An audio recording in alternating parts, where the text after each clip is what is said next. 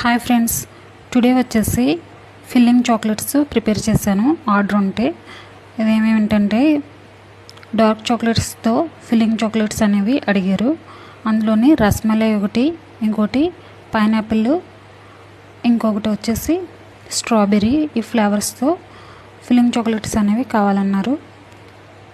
ఇవి ప్రిపేర్ చేస్తున్నాను. ఎవరికైనా కావాలంటే ఆర్డర్ చేసుకోవచ్చు. ఈ బాక్స్ వచ్చేసి 250 రూపీస్ పడుతుంది. 12 క్యావిటీస్ అనేవి ఉంటాయి ఇందులోని. ఎవరికైనా కావాలంటే ఆర్డర్ చేసుకోండి.